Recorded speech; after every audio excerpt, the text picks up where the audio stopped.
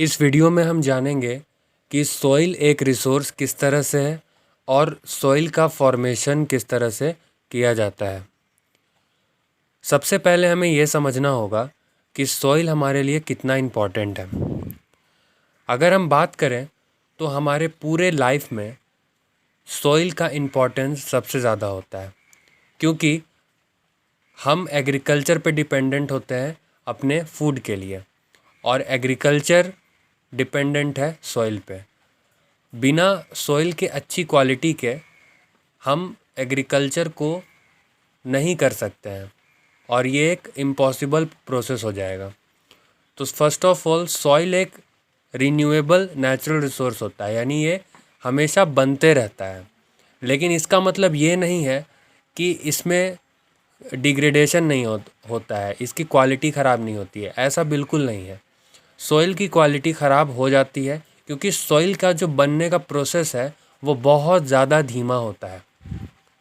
दूसरी चीज़, जितना भी हम एग्रीकल्चर एक्टिविटी अपने आसपास में देखते हैं, चाहे वो प्लांट का ग्रोथ हो, चाहे वो लिविंग ऑर्गेनिज्म को जीने के लिए जो सपोर्ट होता है वो देना हो, सब कुछ सॉइल पे डिपेंड करता है।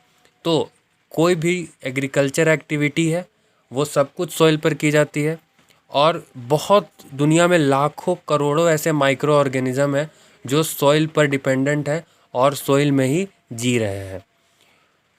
अब हम समझते हैं कि एक सॉइल किस किस चीज़ पे डिपेंड करता है, एक सॉइल की क्वालिटी किस चीज़ पे डिपेंड करती है, वो किस तरह का होगा, ये किस बात पे डिपेंड करता है।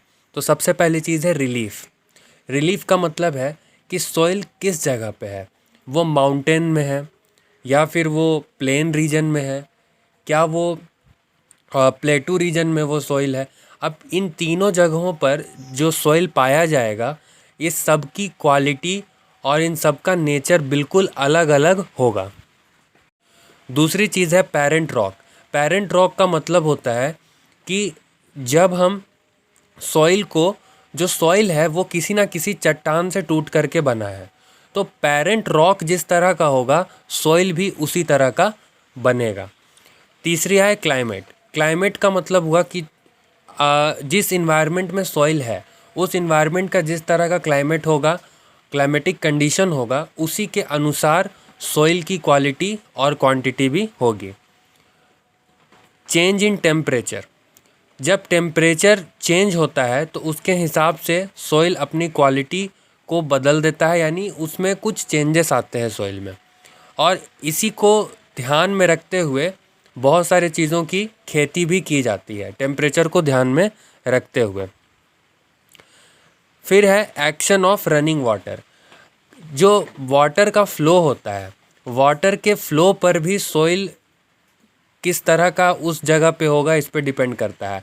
अगर किसी जगह पे वाटर का फ्लो बहुत ज़्यादा होता है तो वहाँ पर हम देखेंगे कि ज़्यादा अच्छी एग्रीकल्चर नहीं की जा सकती है, क्योंकि जो सॉइल है उसका जो सबसे ऊपरी लेयर होता है वो सबसे ज़्यादा फर्टाइल होता है, एग्रीकल्चर के लिए सबसे अच्छा होता है, और पानी के फ्लो की वजह से उसका जो ऊपरी लेयर है वो पूरी तरह से ख़त्म हो जाता है। तो रनिंग वाटर की जो स्पीड होगा उसके हिसाब से भी सॉइल की क्वालिटी और उसका नेचर होता है।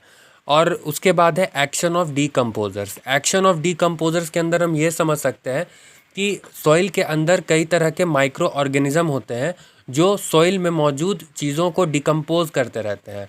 तो जितना ज़्यादा ये डिकम्पोजर होते हैं सॉइल उतना ज़्यादा फर्टाइल होता है, उसमें उतना ज़्यादा अच्छा एग्रीकल्चर किया जा सकता है। अब हम समझते हैं कि सॉइल के अंदर क्या क्या चीज़ें मौजूद होती हैं। सॉइल के अंदर दो चीज़ें मौजूद होती हैं, पहला होता है ऑर्गेनिक मटेरियल और दूसरा होता है इनऑर्गेनिक मटेरियल। ऑर्गेनिक मटेरियल जैसे कि माइक्रो ऑर्गेनिज्म, छोटे छोटे कीड़े मकोड़े, ये सब होते हैं सॉइल के ऑर्गेनिक मटेरियल। और सॉइल का इनऑर्गेनिक मटेरियल कौन होगा? सॉइल का इनऑर्गेनिक मटेरियल होगा जैसे कि चट्टान, ये सब इनऑर्गेनिक मटेरियल है, क्योंकि कहीं ना कहीं सॉइल का फॉर्मेशन तो किसी ना किसी रॉक से ही हुआ होगा। अब हम बात करेंगे कि सॉइल का फॉर्मेशन किस तरह से किया जाता है, और ये एक बहुत ही नेचुरल प्रोसेस है जो कि बहुत समय लेता है। एक सॉइल को बनने में हज़ारों साल लगते हैं 3 से 4 इंच सॉइल को बनने में।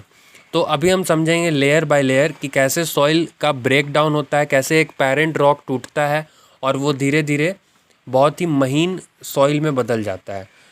तो सॉइल के अगर हम लेयर को देखें इस फिगर में, तो यहाँ पर जो सबसे निचला पोर्शन है उसको कहते हैं अनवेदर्ड पेरेंट बेड रॉक, यानी कि ये पेरेंट रॉक है, इसी के ब्रेक डाउन होने की वजह से सॉइल बनेगा।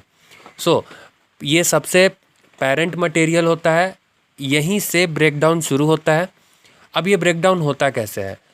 ब्रेक डाउन होने के बहुत सारे फैक्टर्स हो सकते हैं, इसके टूटने के बहुत सारे फैक्टर्स हो सकते हैं। सबसे पहला तो है टेम्परेचर। जब टेम्परेचर घटता बढ़ता है तो उसके वजह से जो रॉक है उसमें भी खिंचाव आता है, एक्सपेंशन कॉन्ट्रैक्शन होता है उसके अंदर, और एक्सपेंशन होने के वजह से और फिर कॉन्ट्रैक्ट होने की वजह से उसमें दरार आ जाता है। इस तरह से बहुत लंबा प्रोसेस होता है और इस टेम्परेचर के घटने बढ़ने से, क्लाइमेटिक चेंज की वजह से धीरे धीरे जो बड़ा सा पेरेंट रॉक होता है वो टूट करके छोटे छोटे पीसेस में टूट जाता है। दूसरा विंड होता है, हवा की वजह से। फिर पानी की वजह से, जैसे नदियों में होता है, नदियाँ जो होती हैं उनका फ़्लो बहुत तेज़ होता है, जिसके वजह से वो बहुत सारे रॉक्स को, जिन्हें हम पेरेंट रॉक कह सकते हैं सॉइल के लिए, वो तोड़ देते हैं।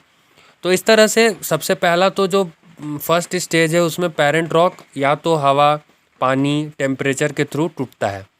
उसके ऊपर का लेयर कहलाता है सब stratum weathered parent rock material, यानी कि ये ओरिजिनल रॉक का ही पार्ट होता है, लेकिन अब ये उससे थोड़ा सा छोटा है। मतलब कि पेरेंट रॉक के बाद ये ब्रेक होकर के छोटे छोटे टुकड़ों में टूट गया है, लेकिन अभी भी ये कंप्लीट सॉइल ये बना नहीं है।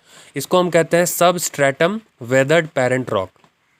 और यहीं से जो है सॉइल बनना शुरू होता है। सॉइल के हम कह सकते हैं कि ये सबसे यंगर वर्जन होता है सॉइल का। इसके बाद सॉइल हमें दिखाई देंगे, मतलब इसके बाद जो है एक लेयर, इस लेयर के बाद सॉइल हमें पाया जाएगा। फिर आता है सब सॉइल वेदर्ड रॉक। इसके ऊपर का लेयर, सब स्ट्रेटम के ऊपर सब सॉइल वेदर्ड रॉक होता है। इसमें सैंड एंड सिल्ट क्ले होता है, no organic material, just rock and mineral. तो हम जान रहे हैं कि अभी ये पेरेंट रॉक ही ब्रेक हो रहा है और पेरेंट रॉक ब्रेक होकर के सब स्ट्रेटम बना, सब स्ट्रेटम ब्रेक होकर के सब सॉइल बना, और अभी भी इसमें कोई ऑर्गेनिक मैटर है नहीं। ऑर्गेनिक मैटर जिसको हम ह्यूमस भी बोलते हैं, ये तो हमको सबसे ऊपर के लेयर में मिलेगा। और याद रखें, जिस लेयर में ह्यूमस पाया जाता है यानी ऑर्गेनिक मैटर पाया जाता है, माइक्रो ऑर्गेनिजम्स पाए जाते हैं और कोई भी लिविंग चीज़ पाई जाती है, तो वो उसको हम ह्यूमस कहते हैं। और सॉइल का वही पार्ट सबसे इम्पॉर्टेंट होता है, क्योंकि एग्रीकल्चर पर्पस के लिए उसी का इस्तेमाल होता है।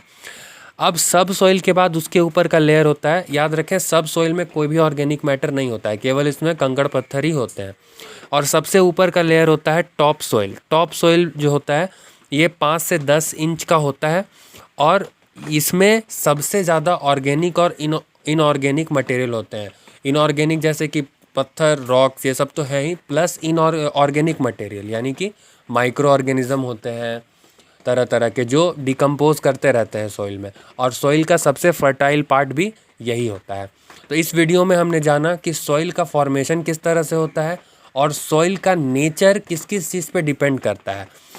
नेक्स्ट वीडियो में हम टाइप्स ऑफ सॉइल पढ़ेंगे, क्योंकि हर एक जगह पे क्लाइमेटिक कंडीशन अलग है। तो क्लाइमेटिक कंडीशन अलग है और सैंड का क्वालिटी भी अलग होगा, रिलीफ अलग होगा, माउंटेनियन रीजन अलग होगा, प्लेटू में अलग होगा, पेरेंट रॉक का नेचर पे डिपेंड कर रहा है, तो टेम्परेचर अलग होता है। तो इस तरह से हम समझेंगे कि इन सभी फैक्टर से अलग अलग टाइप के सॉइल होते हैं।